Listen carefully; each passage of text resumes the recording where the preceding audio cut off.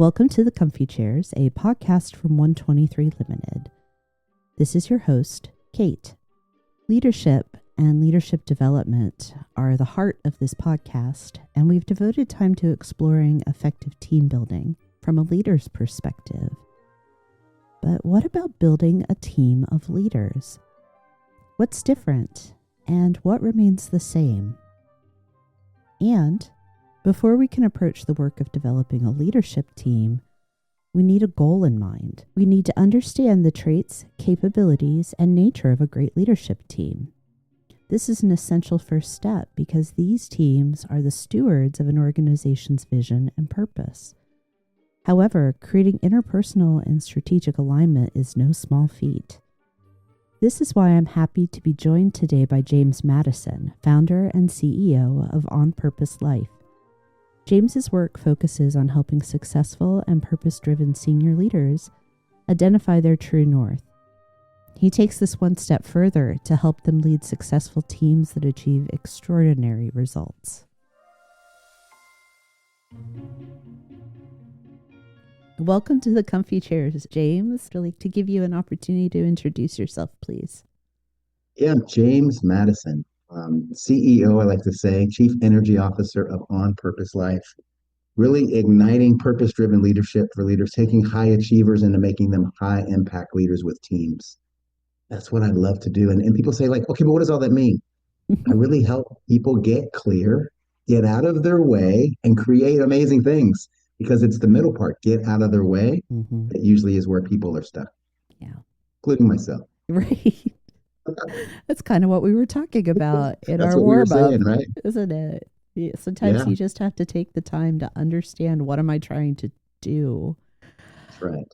Yeah. Well, I am so excited that we get to talk about leadership teams. I know it is your passion. It definitely connects to the things that I think are important in supporting the leaders of the present and the future.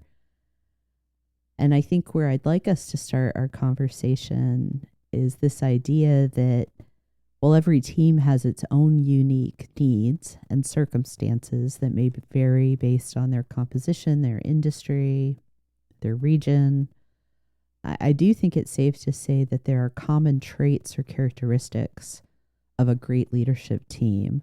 So I'd like us to start by naming those and talking about kind of the whys and wherefores of those traits.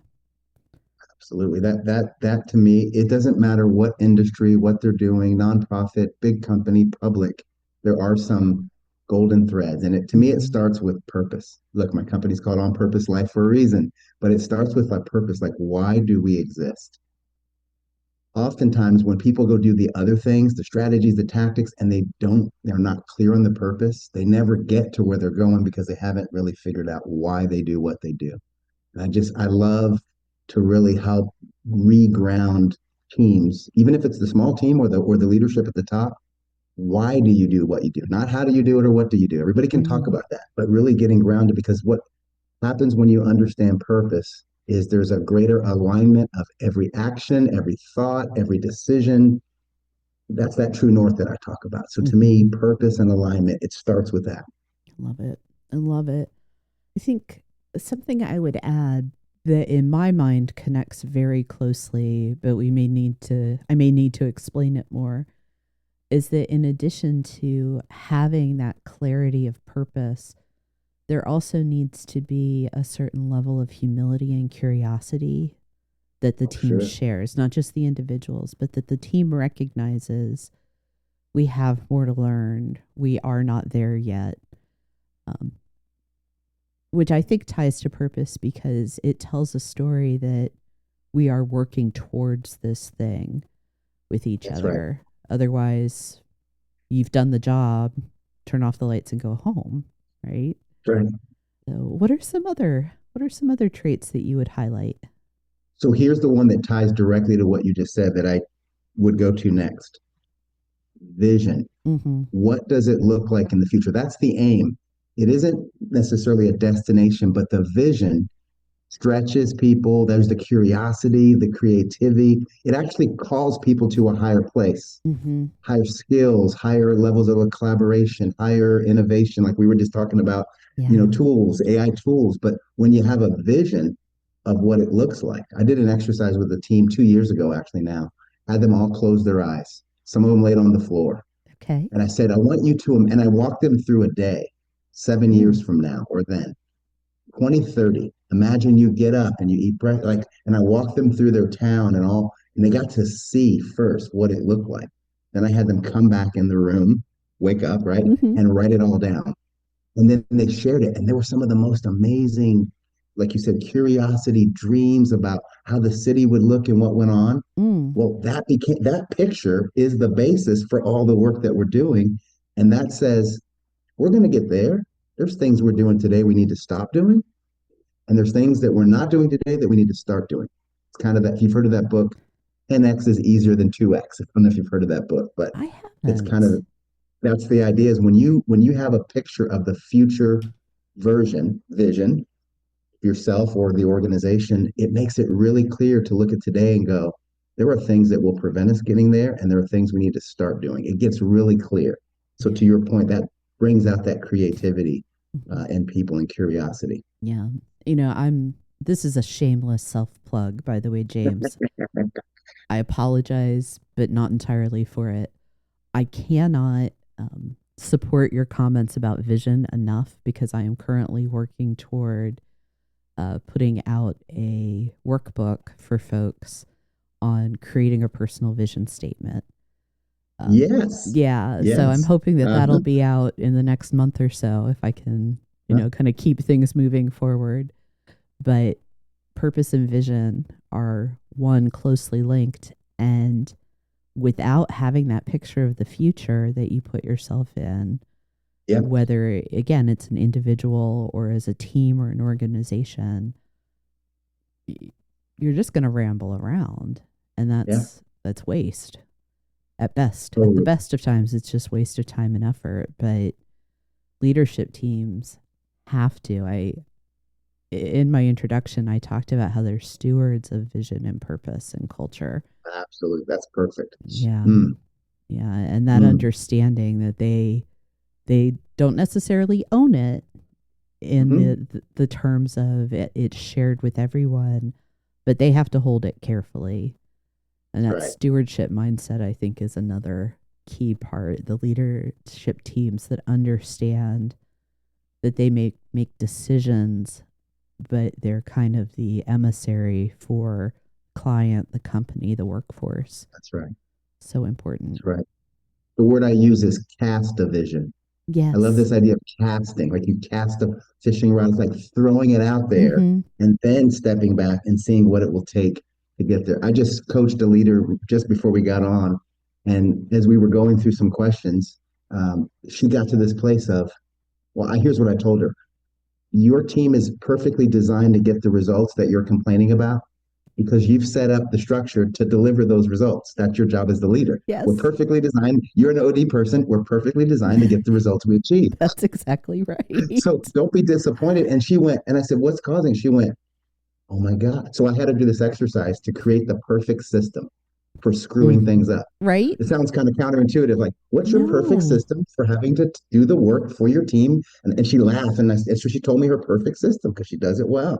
Right. And what she realized is like, oh, I don't ever share the vision with them. Matter of Uh-huh. fact, I don't even take time to create the vision. We're on a hamster wheel. And she went, oh, there was her insight. Right? So at the end of our That's session, magnificent.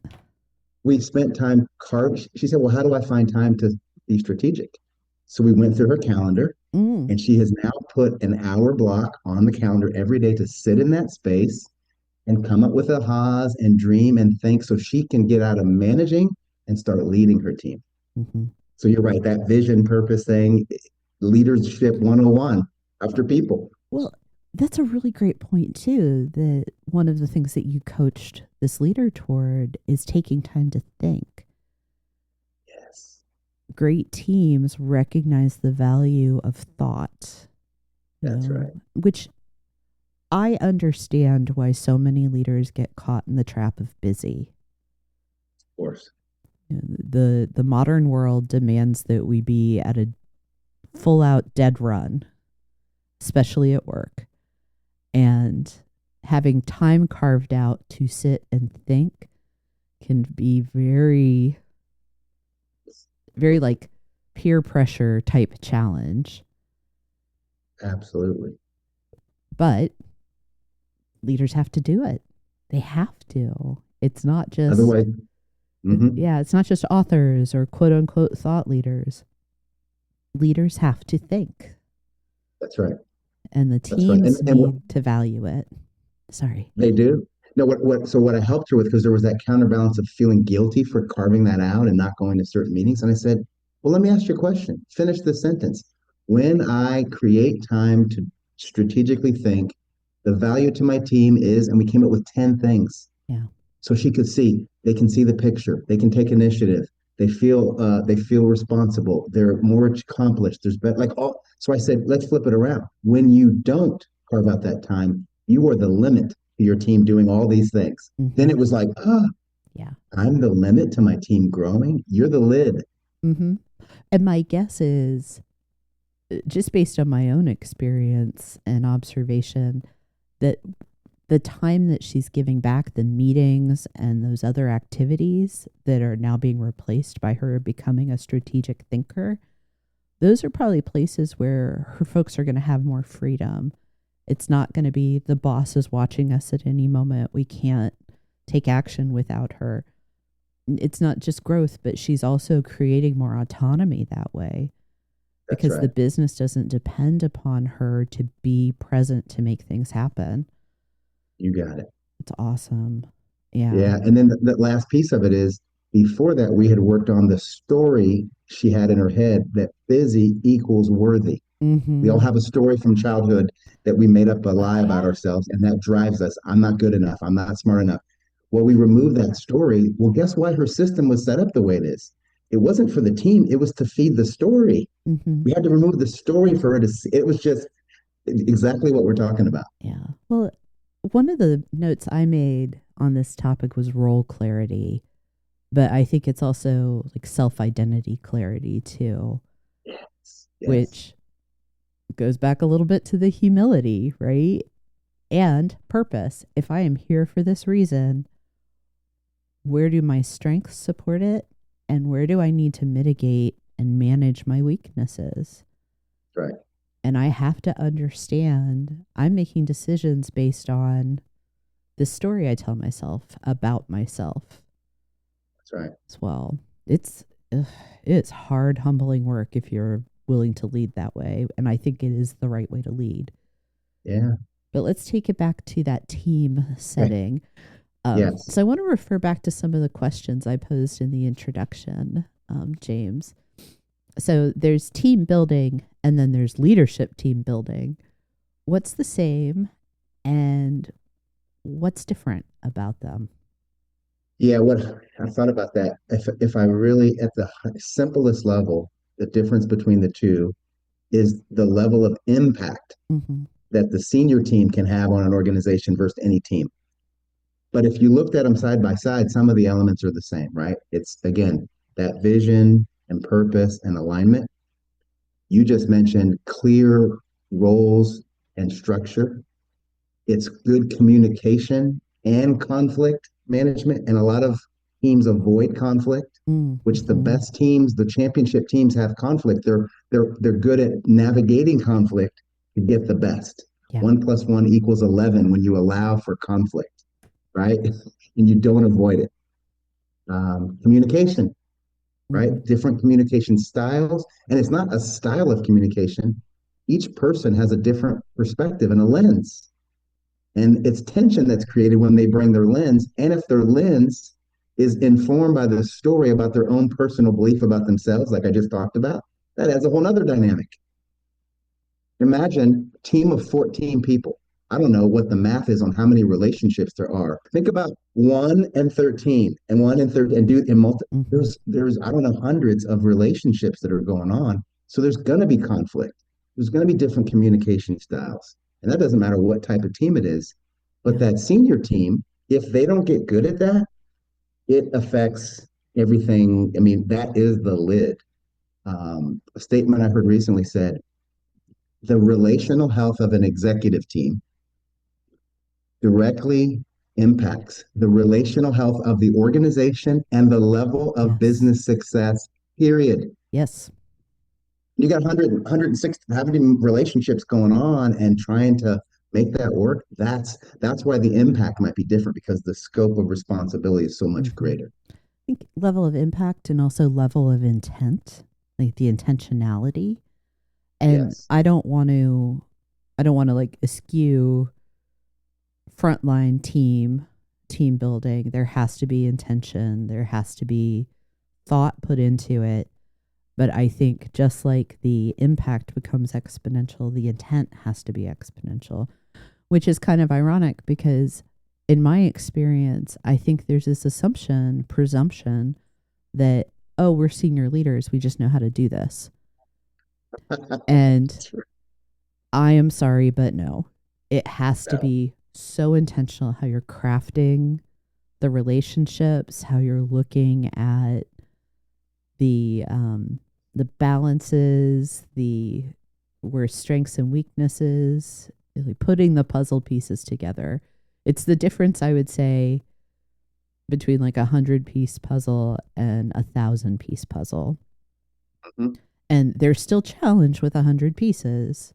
Team building is still a challenge, but because of the intricacies and the complexity, the higher you go in the organization, the amount of planfulness and mindfulness that goes into that leadership team's formation and Yes. constantly reforming has to be accounted for. And I think it's a missed opportunity in so many organizations. That's right.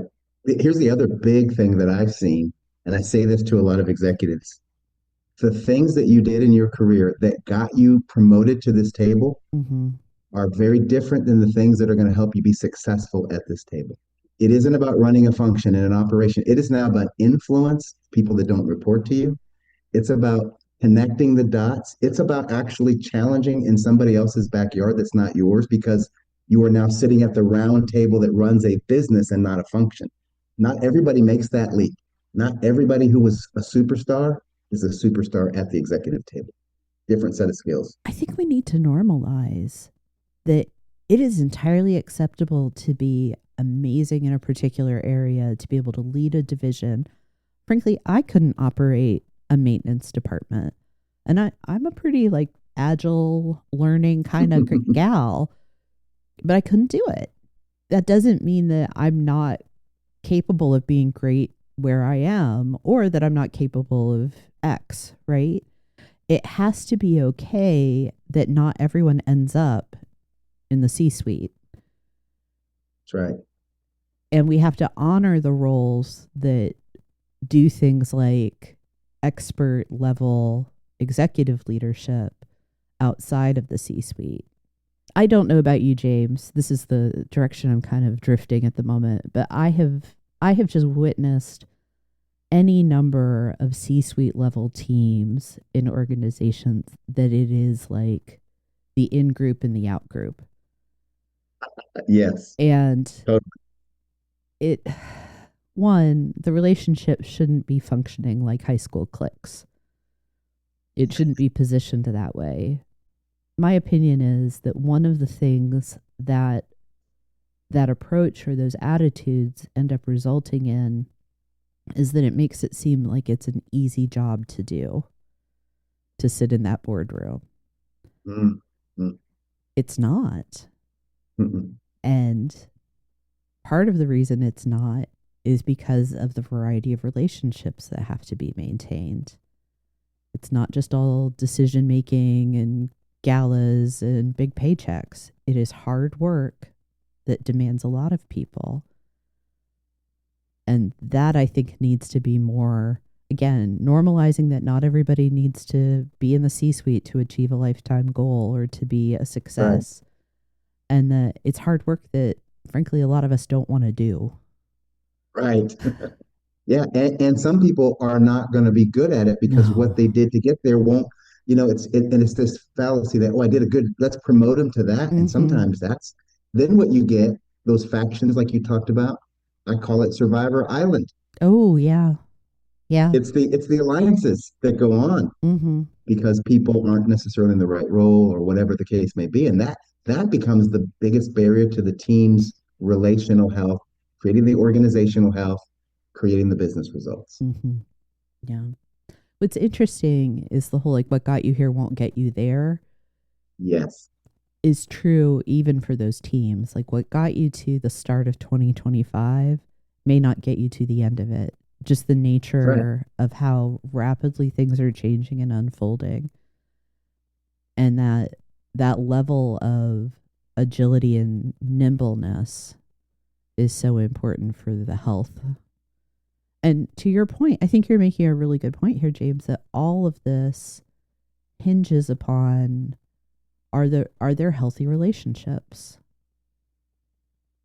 Probably more so even than like subject matter expertise or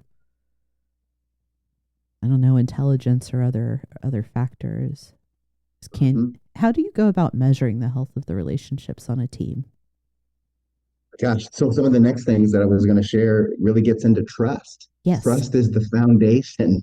Like without trust, do not pass go. Right? Mm-hmm. Once you've got alignment and vision and you've got roles and you've got alignment and structure, it comes down to trust. And then trust is built through communication, how they navigate conflict. These are some of the things to actually work on.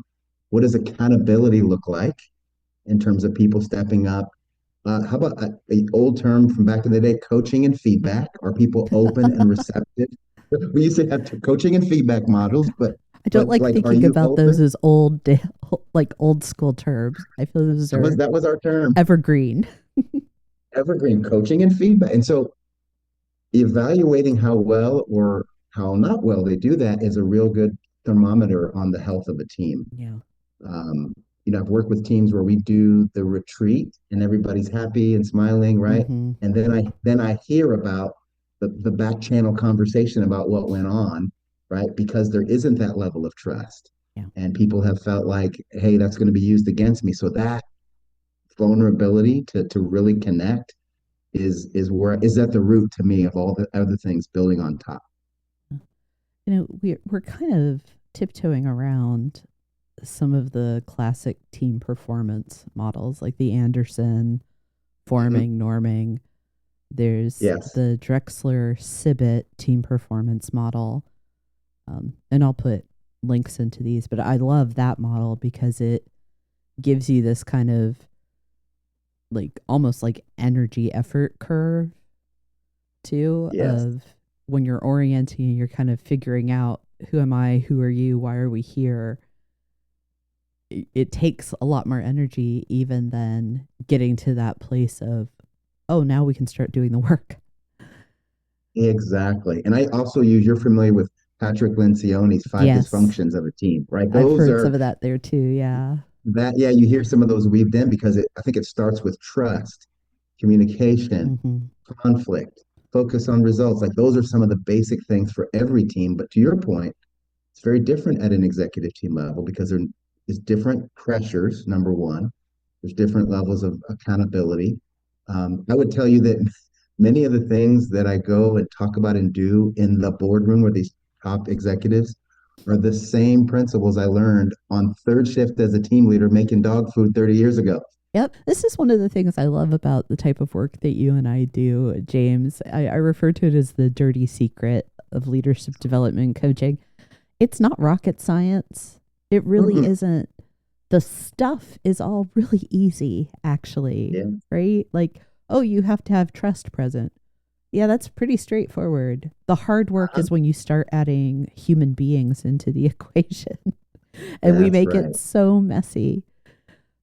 One of the things that you and I joked around about when we were first, talking about you joining me here on the podcast was the whole idea of, oh, it's just all about getting these leaders to play well together, to play nice.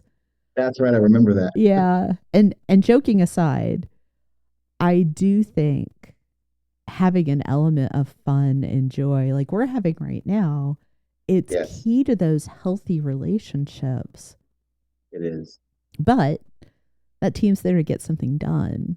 So That's right. how do you recommend, how do we help those teams balance the light and the challenge. Yeah, that is the balance, right? And so the way I do it is everything we do is with the intent to do the work. It Mm-hmm. isn't just how do we feel? Did that feel good? It's like, let's do the thing that's vulnerable, that's connecting, that's getting us to build the relationship. And now let's take that relationship and apply it towards actual work. Like bringing those two together. Like if I do a retreat, that's usually the beginning. Is getting the connecting going through different exercises. And then what's the challenge on the table that they've brought? They usually bring a real challenge. We might do a simulation of some sort, but let's take something you're really working on, break out into groups of three with exercises, come back and teach each other and share. But it's something when they leave, they actually go and apply. Mm-hmm. The process, I help create a process for strategic decision making for a team and that I found. Again, not rocket science, but just kind of the basic Yeah. steps. They worked through an actual exercise that day. I coached a guy yesterday who showed me the laminated version of his. He's got those 10 steps that he talks to his team about and he does, and now they're doing that. Wonderful. So it is not just feel good to feel good, but it's connect so that we can perform. The question I'm trying to form is, what are some connect to perform type activities that you have found to be really effective for teams? Yeah.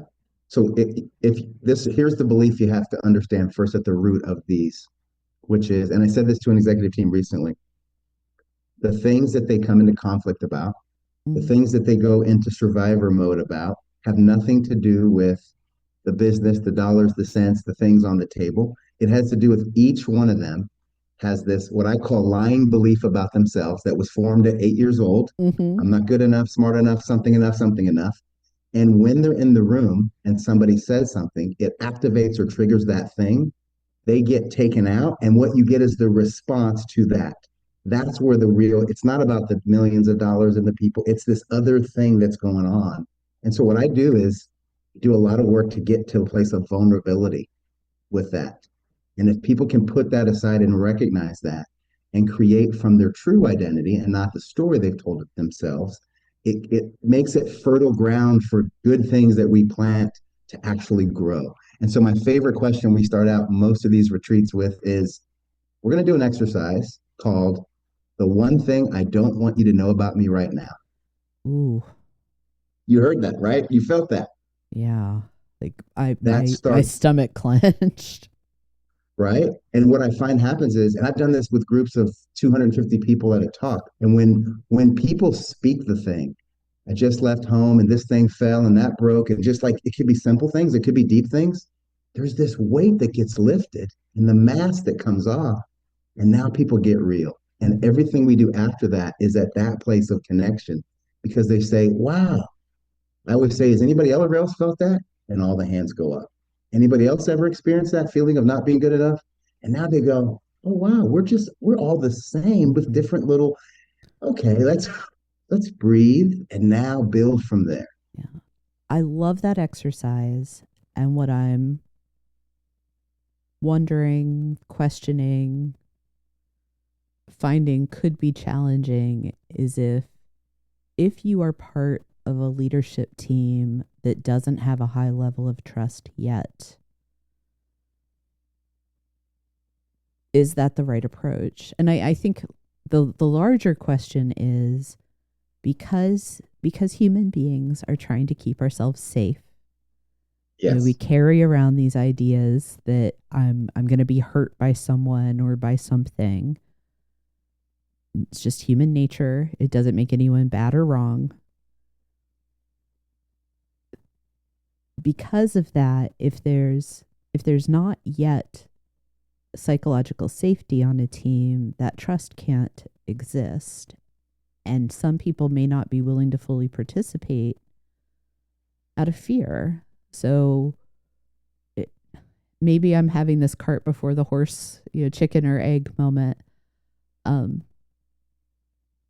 I can see how an exercise like something you don't want to know, I don't want you to know about me, could be a step toward that, to building trust. But if trust is broken or non-existent, is that the best place to start?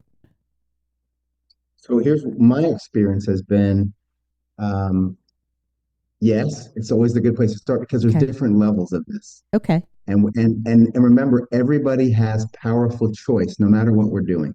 And I've seen some people go in with the crying thing and the tears, the most impactful story, and others say, my cat threw up on my clothes this morning. And okay, and everybody is where they are, and there's no judgment for everybody to be the same. And then as we've done it more, then people may go deeper. But what I typically do is Mm-hmm. I go first and I pull out something that's like a gut wrenching heart kind of thing to set the tone. And guess who goes second in the team? Chief, the The leader. executive. The Mm-hmm. leader go. The leader. I cue the leader up because usually I'm not working with a leader who doesn't want to do this. Like that's who hires me. Yeah. So I have the leader give something like, when I was growing up, I had a single mom, and we did like that sets the tone. And usually people will fall because the leader did, and those that don't will give something a little more surface. No judgment. Okay. It's an evolution. Yeah. I agree with you, by the way. It's just also I feel sometimes we talk about, here's the perfect case, and I want listeners who want to try these things themselves to not feel like, I mean, yes, we want them to hire people like us, but I also want leaders to recognize these are things that they can do independent of having a consultant at their elbow. Absolutely. And if there is somebody that's part of a leadership team who has the authority to say, hey, let's do this exercise, you're not necessarily going to have this revelatory event, but it's a way to start building toward deeper connection, greater trust. It's an evolution because I've done that, and there's still been deep trust issues because there's other things going on. But it allowed us to get to those things by at least cracking the surface a little bit with something personal. Yeah. Well, that raises another really important point. This is not a one and done proposition. Journey. You don't form a team and then it's always the same. Which I one of the things I want, and I shared this in my notes to you, I want for us to spend some time talking about are some of the scenarios where team formation, leadership team formation needs to be kind of extra special given attention to. There are a handful that I outlined for us, and I'd like to go through those, but if there are any others that you think we should cover in addition to or instead, please put your oar in for that. There's the sort of, I almost see it on like this spectrum of challenging but not as challenging to super challenging. And on the somewhat easier, relatively speaking, end is when you have the opportunity to form a new team from scratch. Right. So what are some of the approaches, the strategies, the tactics that you find to be especially effective for those brand new teams? Yeah, so I worked in a facility years ago that was a greenfield site for what we used to call high commitment work systems. Right. So we used to have McKinsey that came into Oh, the yeah. plant. Like it was a big experiment I worked for Colgate Palmolive. And so this was a pet food plant. And they decided to make instead of retrofit to teams, it was a greenfield terms that we use, guiding principles, the titles of the leaders. We had a strategic team, a coordinating team, and an operating team. 3 levels. That's it. No mid level, this level, that level. It was all about coaching and feedback. It was all about guiding principles to guide decisions and not having rules. It was all about people will have greater ownership when they're involved in things that impact them, like these things that we learned that got people involved and ownership. And when it came to executing, it took more time up front to do everything, Mm-hmm. but the back end execution for everybody was so much better because people had a hand in building whether it was going from 5 days to 7 day schedules. People got involved, and we had teams that met, and Wow. we went through certain principles. Like again, it took a lot of work. Execution was so much better. because we got people involved. So I would say getting involved, getting people who are new to a team involved early in whatever's being created is key. Now, what about an established team that's Mm, growing? They're adding new members. yeah. What I find, I don't know if I told you this last time, but I use an assessment called the Core Values Index. Okay. And it's different than a behavior or personality. It's more this innate, unique wiring. I almost call it the DNA of a person. Oh, does this one give you like, it has like a list of 30 some? I feel like No, I've, no, that's strengths. That's strengths. Strength Finder has 34, yeah. But the but core this one has values, four. four? Okay, that's a entirely Yeah, because different one that I'm yeah, thinking of. because they're not actual core values, they're core value energies. They're these different energies that people bring into the room. All right. There's the problem solving energy. There's the vision and Okay. connector energy. There's the let's get it done energy. There's the get the detail energy, right? And so, based on knowing what you have on your existing team, can help you understand what you need to add to complement the team you have. I'll give you an example. Sometimes I work with a team who has a lot of creatives, a lot Mhm. of problem solvers, and people vision, and they don't have as much of the details or the critical thinking side. And therefore, they will go look for the next person that comes in beyond their experience and their resume and some of the normal things, someone who's wired to complement what they don't have because people tend to hire people like themselves, right? Yeah. Yes, we do. And so it's taking inventory of what do you need from skills, from experience, and this kind of wiring, and then literally look for a person that brings that to balance the team out. That's what I found to be helpful. What about integrating those new members, particularly when you have made the intentional choice to find somebody who's different? Uh, Mm-hmm.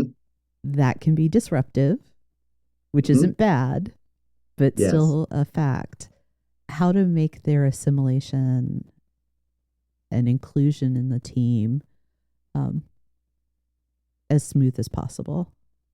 Yeah. You and I talked about this. Team development is a journey. Mm-hmm. And where I've seen it done best with a team is we actually met and did this exercise with the team and worked through some things and then collectively identify what was missing, what was needed.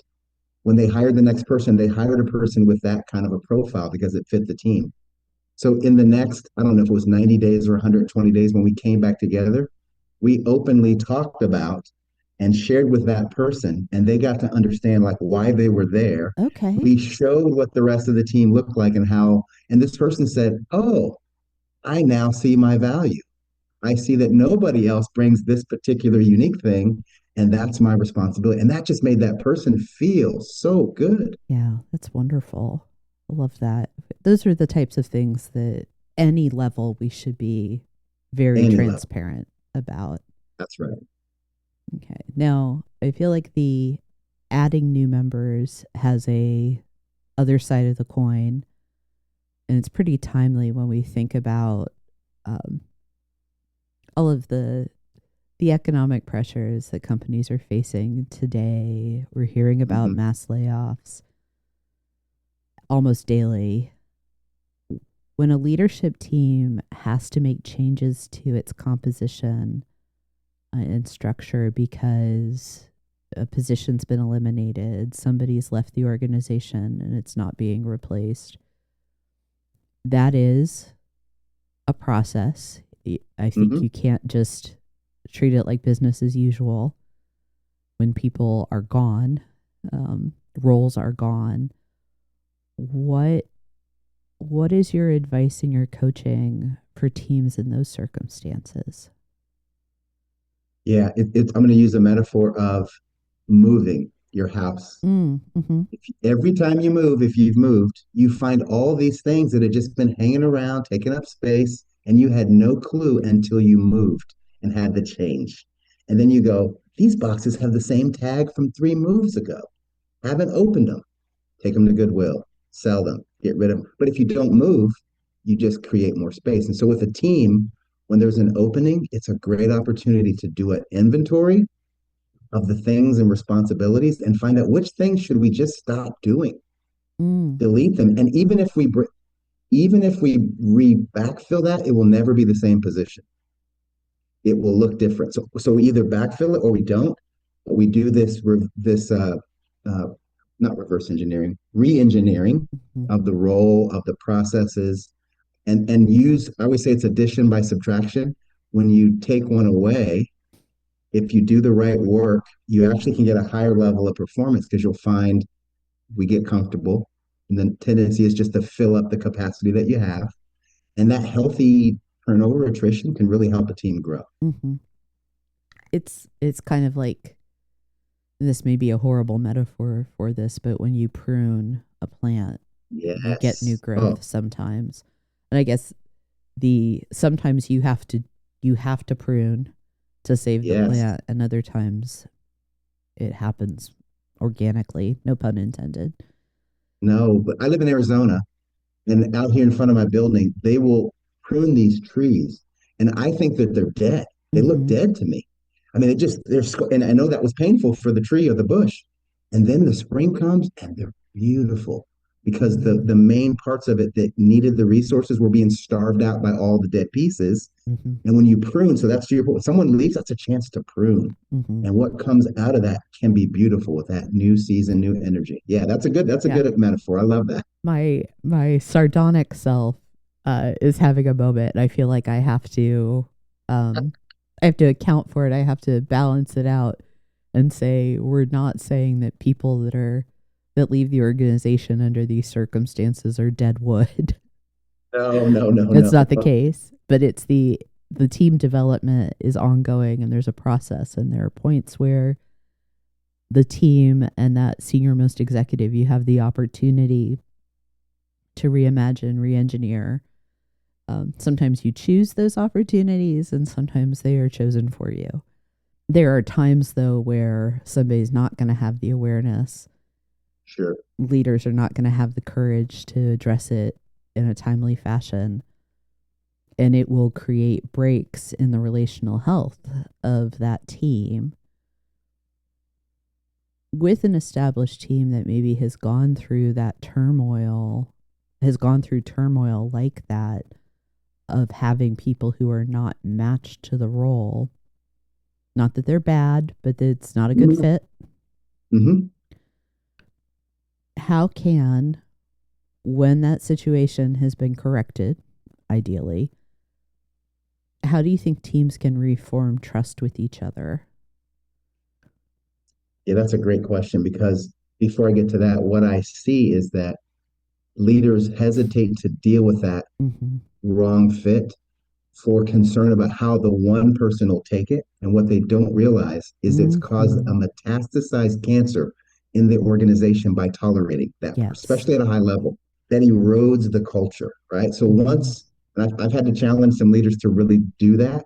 And again, the person was happy, the organization was happy, but I think they needed to just take responsibility for the decision. Hey, sometimes we get it wrong. Leaders don't get it right all the time, but we've taken it.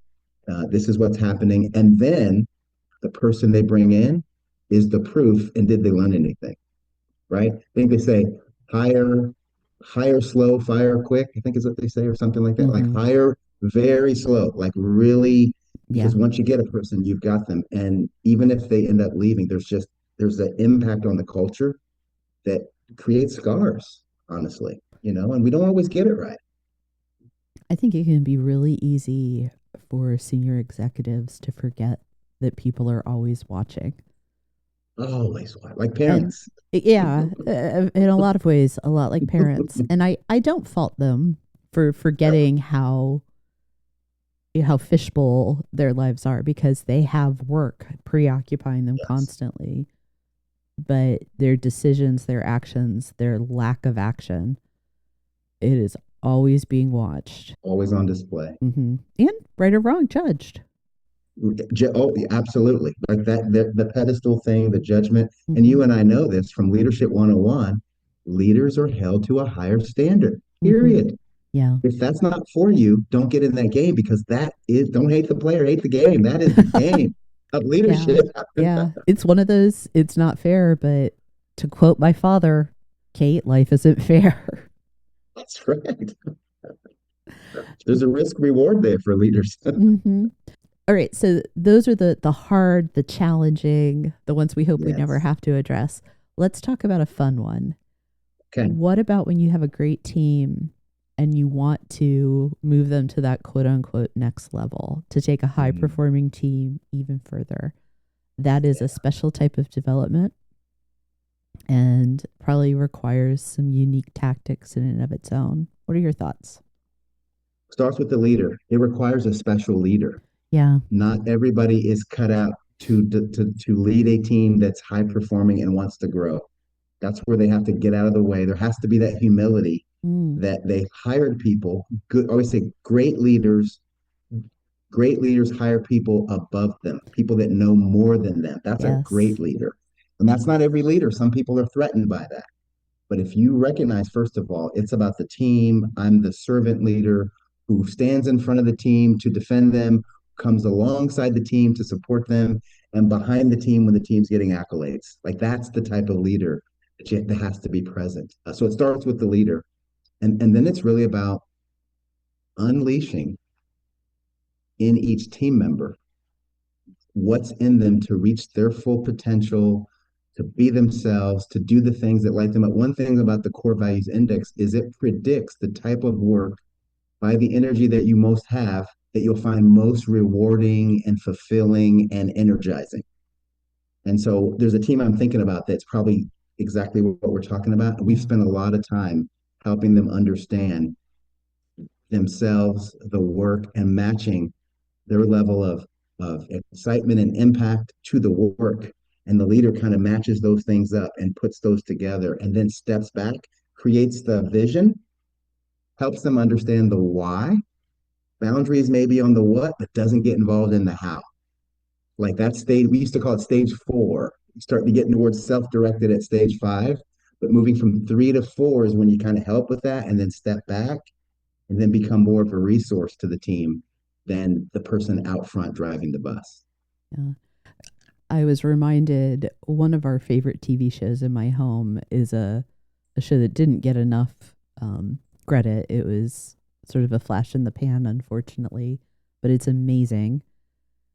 Highly recommend. It's called Sports Night. It's Sports a night. it's Okay. a show about a sports show that's not about sports. You know, that's like kind of what the show is. Uh-huh. And Robert Guillaume plays like the Ah, chief yeah. in Uh-huh. the production crew for this show. A character named Isaac Jaffe, and he's having this moment of confrontation with one of his on air talent, talking about trust essentially. And he's like, Yes. it's being a good leader means that you bring smart people in. Being a smart leader means you bring people smarter than you in. That's the statement. I hired you because you are smarter at this. You are smarter That's right. than you are behaving in this moment. Do better, do different. And Yes. that's something that I think is really important for leaders. We talked about humility. You have to have the courage to say, I'm not going to be the best, but I can make the team the best. That's right. Yeah. It's funny because when I was in that team-based plan, I was a team leader, Mm-hmm. leading a team, right? And then I went into more of a support role, working with materials or something kind of offline from operations. And we had a team in our plant that made the canned food, not the dry. Okay. And I would describe them as a stage 4 team. They'd all come together, started to plan up. They kind of were autonomous and they needed kind of an advisor. So that was my title. I was the advisor. I wasn't the team leader. They played the team leadership. I was the advisor that connected to the leadership at and Mm-hmm. I got them what they needed, but that was very different. My role had to change there because they knew way more than I was ever going to know or ever wanted to know. But there were some things I could help stretch them in and grow as an advisor and a coach, right, to that team. One of my best jobs because they were already there. So it comes down to the leader's ability to adapt to the type Mm. of leadership that the team needs. This has me getting curious. I'm thinking about somebody who is in the C-suite. They are a senior leader. They may not be the senior leader, and they're looking around at their experience on this leadership team. what are some of the indicators to help them understand, hey, I'm on a team that has high psychological safety. We have healthy relationships. Mm-hmm. I'm on a team that maybe does need to work on its trust. Mm-hmm. Or other. What are some of the indicators that those folks will experience? And I'll stop there. I do have a follow-on question, but I don't want to overload. One of what I've experienced, there are things that are not said in the room on the topic that then go get discussed in little pockets outside. People know about. Everybody knows. It's like, call it the pocket veto, right? We're going to sit here and we're going to talk about it and we're going to engage, but people hold back on what they really think. And then they go off in these little rooms and they talk about each other. And everybody knows it because everybody's part of it. So it's not like one person, but that's a sign. I think it's Patrick Lencioni again, the first team concept, which I love the first team concept. And I found 12 behaviors of the first team. And we identified like, what are the top three for this team? Number one was goals and objectives alignment. Number two was the ability to have tough conversations and conflict to get to a consensus. You can't get close and then bail out. You actually have to go through the tough conversation. But the number three they recognizes was supporting each other after the decision.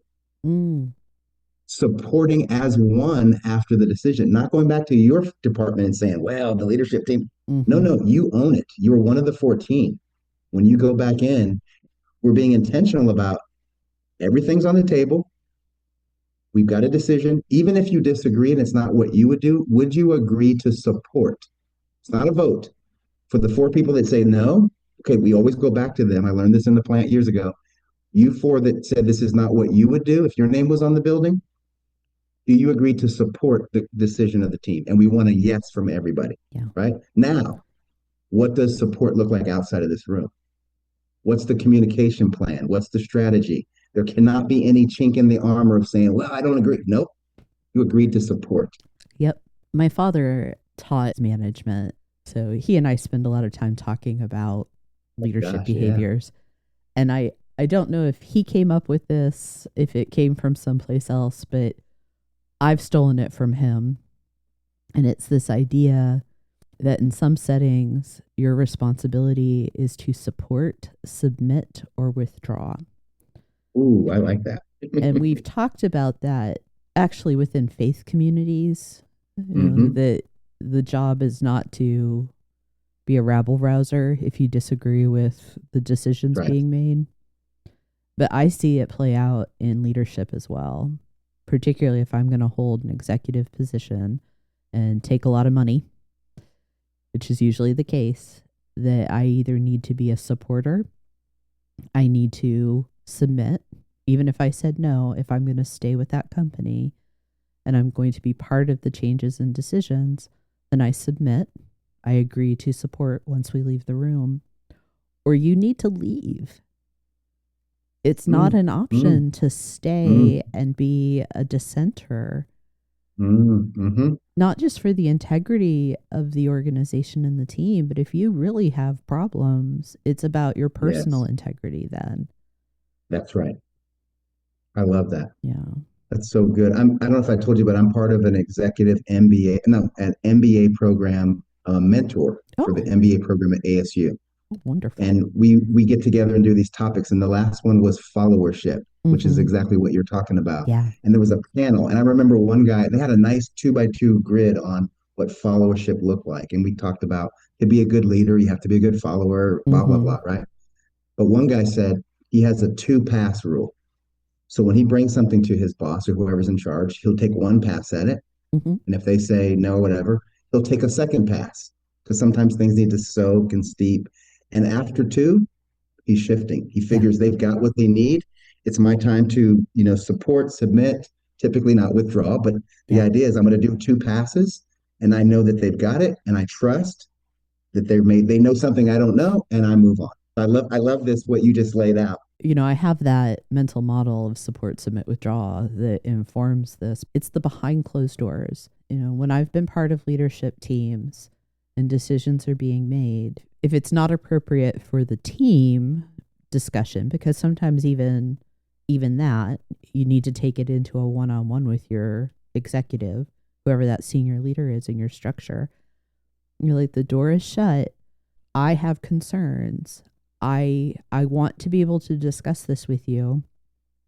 And you can tell me, no, this is the decision. And when we leave, as long as I have the freedom, the agency to disagree with you here in this appropriate setting, then yeah, I will be your girl. And if we can't do that, then I'm not the right person for this job.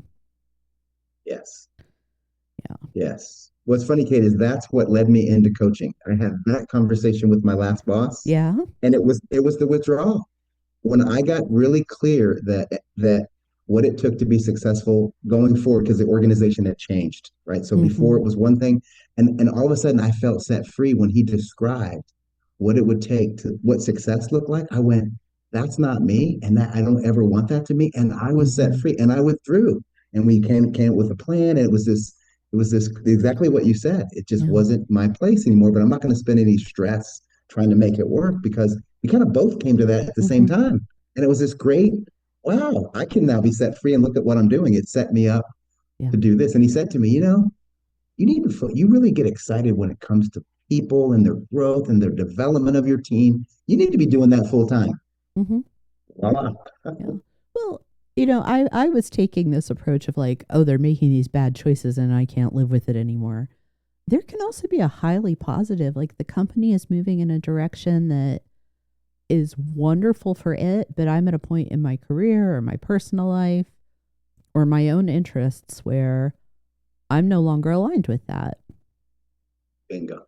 Yeah. So I can stay and I can be a problem or I can choose to leave.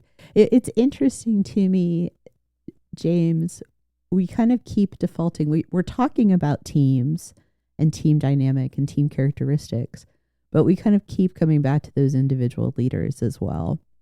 You're right. You can't, there is no, this one comes first or this one comes next. That those great leadership teams are made of great leaders, not perfect. Yeah, no.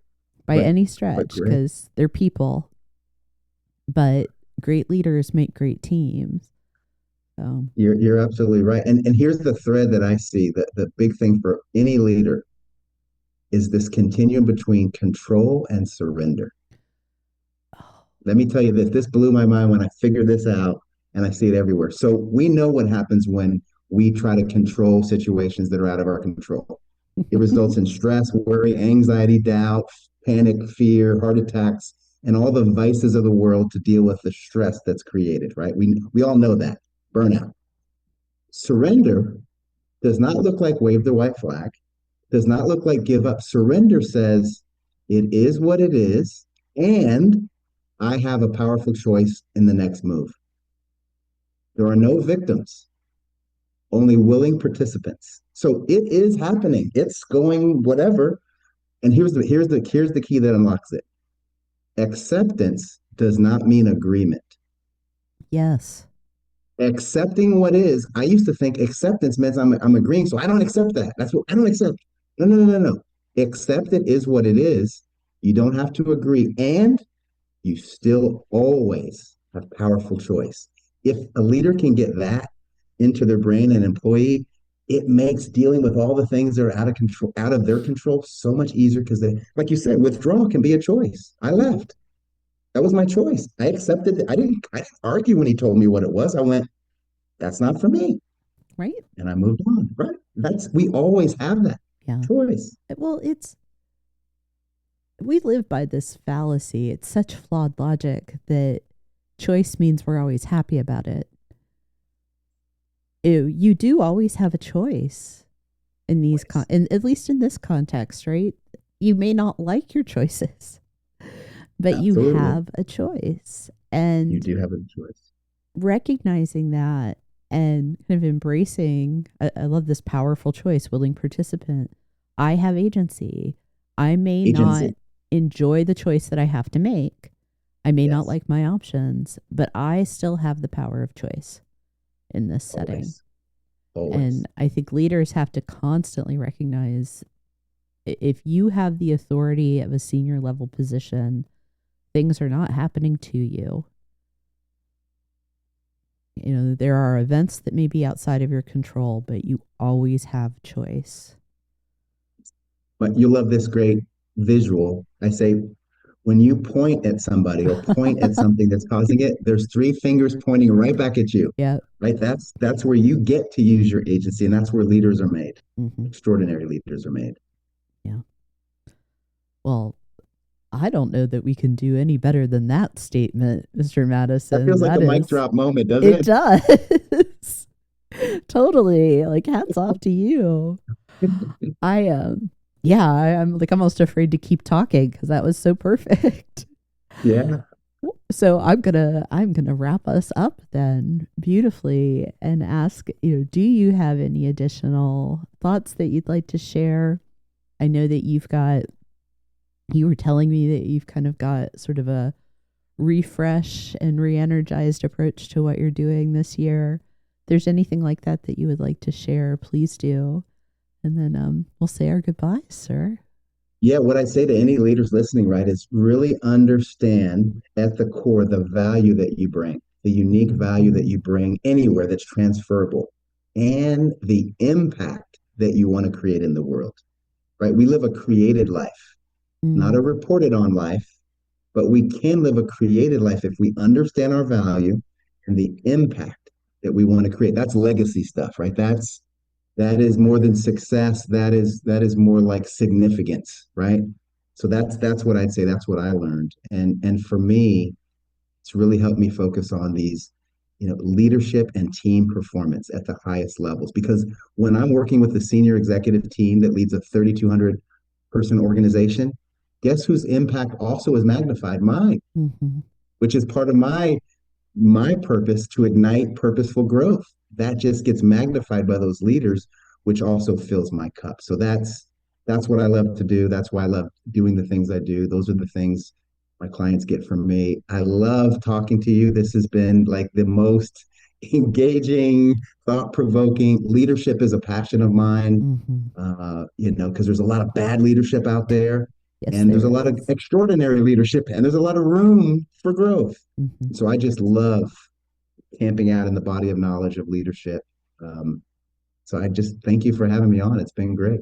It has been a pleasure. And I have to say, James, this may be the first time I've regretted not doing video because your smile is just lighting everything up.